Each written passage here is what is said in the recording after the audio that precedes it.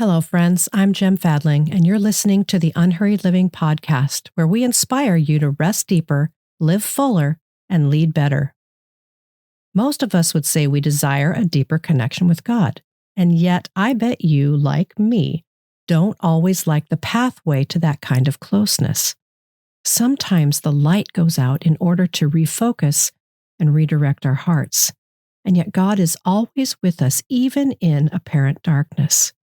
We're going to explore this dynamic together and move forward toward the hope that is offered in Christ.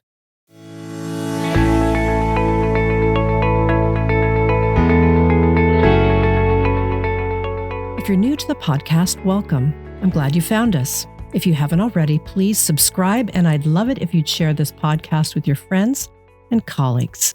Many years ago, a friend of mine was going through a very uncertain and difficult time.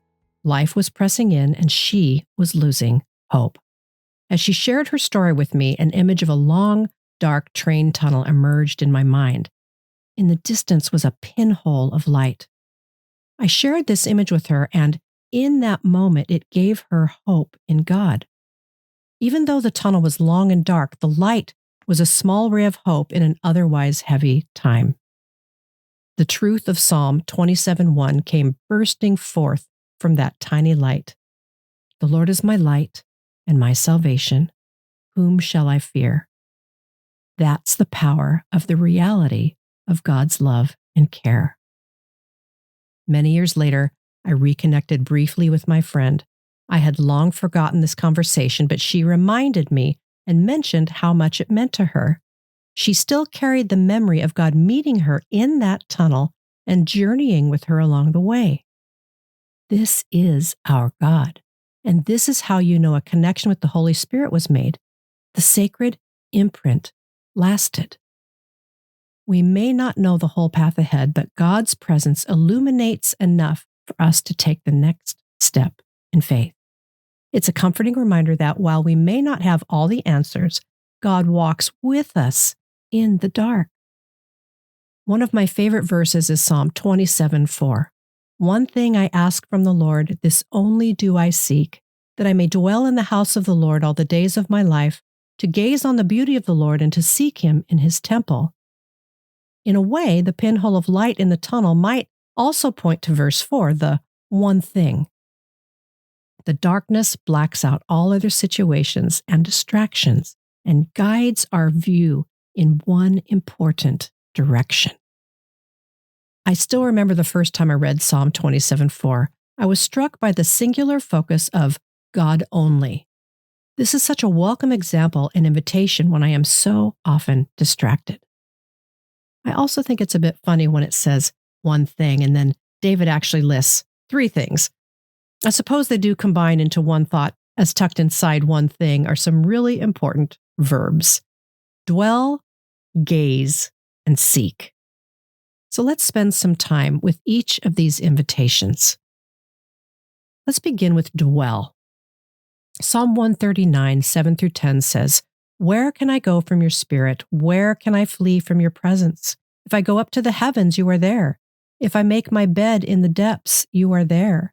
If I rise on the wings of the dawn, if I settle on the far side of the sea, even there your hand will guide me. Your right hand will hold me fast."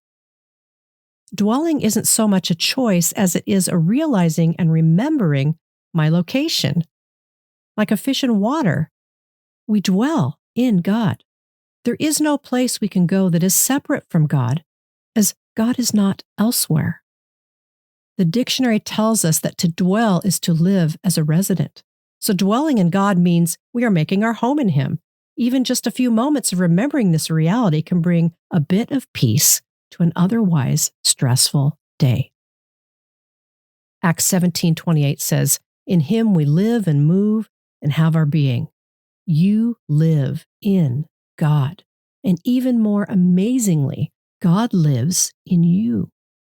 What would it look like to dwell in the house of the Lord all the days of your life? Ponder this and see what ideas emerge. And now let's talk about gaze. Marina Abramović, a Serbian artist whose living art piece, The Artist is Present, affected me deeply many years ago.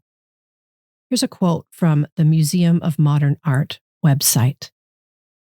Day after day, Marina Abramovich sat motionless for 8 hours in the museum's central atrium as members of the public took turns sitting across from her and gazing silently into her eyes.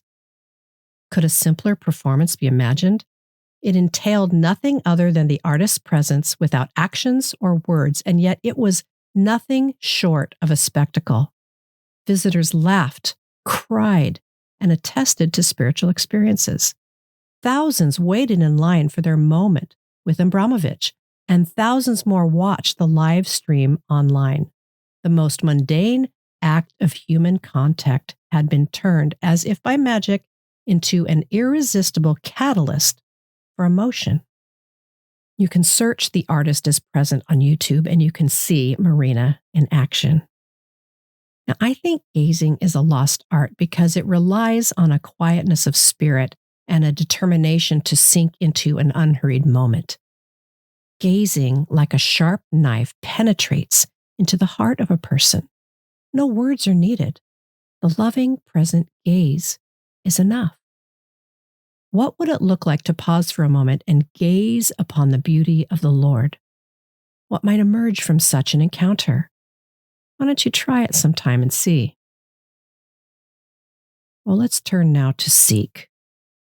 When I think of the word seek, the childhood game of hide and seek jumps immediately to mind. The expectancy and joy of a little one seeking her parent as they race through the house or around the backyard. It can be easy to think of seeking as some kind of assignment or drudgery. It takes energy to go on a search, to intentionally try to find something or someone. But inviting the vitality of delight into your search just might change everything. What would it look like to seek God in His temple? How might a childlike inner stance help guide you into this seeking? Well, let's reflect together just a bit more. What would it look like to dwell in the house of the Lord all the days of your life? Ponder this and see what ideas emerge. What would it look like to pause for a moment and gaze upon the beauty of the Lord? What might emerge from such an encounter? Try it and see. And what would it look like to seek God in His temple? How might a childlike inner stance help guide you in this seeking? Well, dwell, gaze, and seek all combine into the one thing our true self desires most: God Himself. When might you give yourself the gift of a little time spent experimenting with this one most important invitation? Thank you for joining me on the Unhurried Living podcast. You'll find many helpful links in the show notes so you can get to know us better, as well as our partner Life Audio and all their other faith-centered podcasts. Remember, you're making your way forward one small, simple, and gracious step at a time.